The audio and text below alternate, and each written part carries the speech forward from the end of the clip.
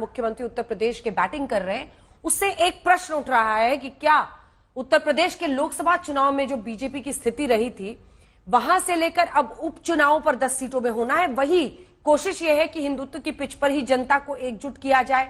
जो आरक्षण के मुद्दे पर उन्हें डर लगा कि दलित उनसे दूर हो गया, उनको वापस हिंदू बनाकर अपने साथ लाने की तैयारी है। यूपी के सीएम योगी आदित्यनाथ कह रहे हैं कि कोई संत या योगी सत्ता का गुलाम नहीं हो सकता, संत पूरे समाज को एकजुट करने का काम करता है। उन्होंने आगे कहा कि देश इसलिए गुलाम हुआ क्योंकि विदेशी आक्रांता समाज को बांटने में सफल हुए। मुख्यमंत्री योगी आदित्यनाथ ने बिना किसी का नाम लिए सियासी नसीहत भी दी। कहा, मूल्य विहीन और सिद्धांत विहीन राजनीति मौत का फंदा होता है। यानी उन्होंने पहले हिंदुत्व वाला टोन सेट किया, फिर सिद्धांत वाली सियासत तक पहुंचे। पिछले कुछ दिनों से योगी लगातार हिंदुत्व वाला बयान दे रहे हैं, बांग्लादेश, कभी जिन्ना, सबकी बातें करते हैं। ऐसे में सवाल यह कि लोकसभा चुनाव के नतीजों के बाद क्या बीजेपी को लगने लगा है कि हिंदुत्व वाली धार ही बीजेपी के प्रदर्शन को शानदार बना सकती है, या फिर बीजेपी को लग रहा है कि विपक्ष की जाति जनगणना वाले एजेंडे की काट सिर्फ और सिर्फ हिंदुत्व का एजेंडा है।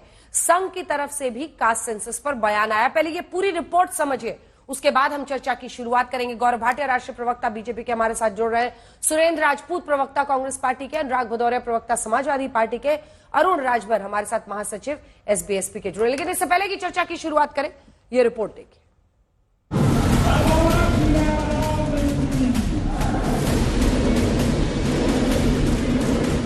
सभा धर्म की थी, सामने संत महात्मा बोल रहे थे योगी।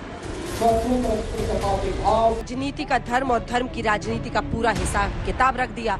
कुछ बता भी रहे थे, कईयों को समझा भी रहे थे। हिंदुत्व की पिच पर बल्ला फिर से उठा लिया।